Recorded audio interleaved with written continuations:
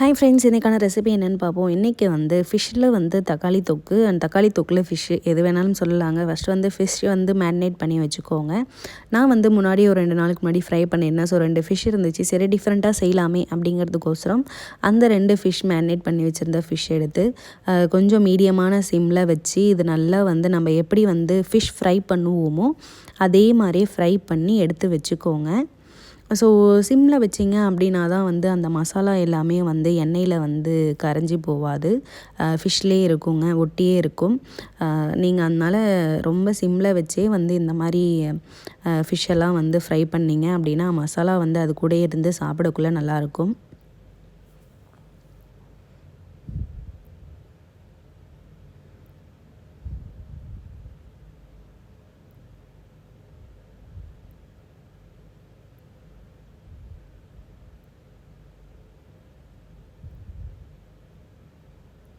இது வந்து எந்த ஃபிஷ்ஷில் வேணாலும் செய்யலாங்க. நான் எடுத்துருக்கிறது வந்து கிங் ஃபிஷ்ஷில் நான் செஞ்சேன்.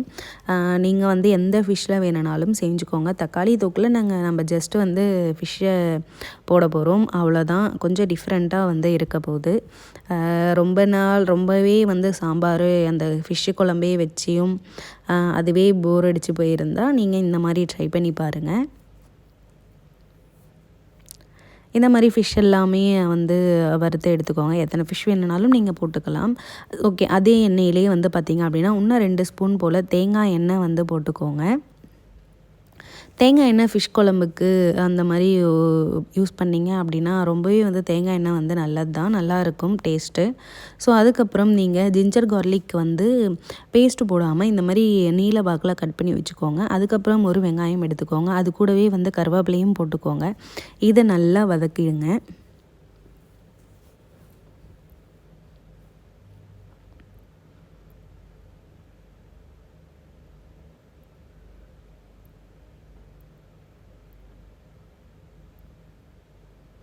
இதை நல்லா வதங்கினதுக்கப்புறம் கொஞ்சோண்டு வந்து மஞ்சள்தூள் போட்டுக்கோங்க.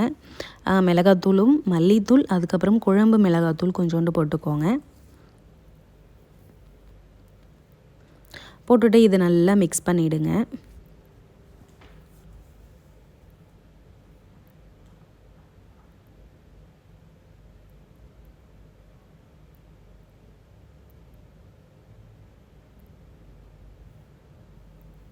தேவையான அளவு உப்பு போட்டுக்கோங்க.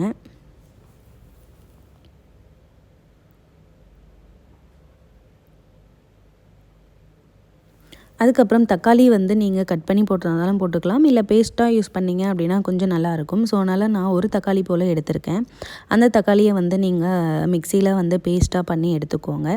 எடுத்ததுக்கப்புறம் இந்த மாதிரி அந்த இதில் ஊற்றிட்டு நல்லா மிக்ஸ் பண்ணி விடுங்க. மிக்ஸ் பண்ணி விட்டுட்டு நம்ம தக்காளி தொக்கு தானே செய்கிறோம். ஸோ நமக்கு தொக்கு எப்படி செய்யணும்னு தெரியும், அந்த பச்சை வாசனை போகணுங்க. ஸோ அதனால் கொஞ்சோண்டு தண்ணி விட்டுக்கோங்க. தண்ணி விட்டுட்டு அது நல்லா கொதிக்கட்டும். அந்த பச்சை வாசனை மசாலாவோட ஸ்மெல்ஸ் வந்து போகட்டும்.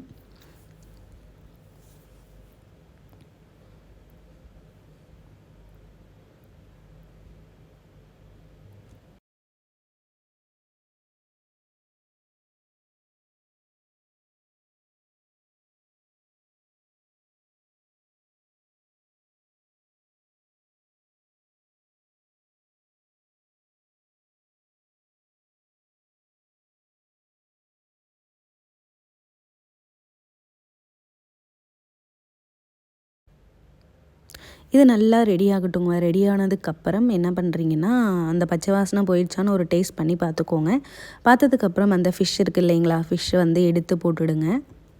எடுத்து போட்டுட்டு இதையும் நல்லா வந்து இன்னும் ஒரு 2 நிமிஷத்துக்கிட்ட நம்ம கொதிக்க வச்சோன்னா போதும். பச்சை ஸ்மெல் போயிடுச்சு அப்படின்னா உடனே ஃபிஷ் எடுத்து போட்டுட்டு இந்த மாதிரி ஒரு மிக்ஸ் வந்து கொடுத்துருங்க. ஸோ நமக்கு எப்படி அந்த மீன் குழம்புல எப்படி நம்ம அந்த மீன் வாசனை போகுதோ அதே மாதிரி இந்த தக்காளி தொக்கில் வந்து பார்த்திங்க அப்படின்னா அந்த மீனோட ஸ்மெல்லும் அந்த மீனோட இதுவும் இறங்குங்க. ஸோ அதனால் நம்ம வந்து கொஞ்சம் டிஃப்ரெண்ட்டாக ஏதோ சாப்பிட்ற மாதிரி தான் இருக்கும். இந்த மாதிரி ஒரு தொக்கு பதத்துக்கு வர வரைக்கும் அந்த ஃபிஷ்ஷை வந்து பிரட்டி போட்டு எடுங்க.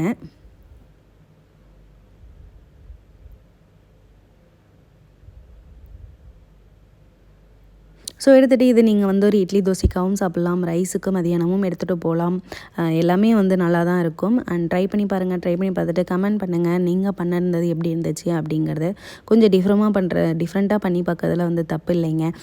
யாருக்கெல்லாம் வந்து தக்காளி தொக்கு பிடிக்குமோ அது கூட வந்து ஃபிஷ்ஷு வந்து குழம்பே வச்சு சாப்பிடாம இந்த மாதிரி ட்ரை பண்ணி பாருங்கள், நல்லாயிருக்கும். தேங்க்யூ ஃபார் வாட்சிங்.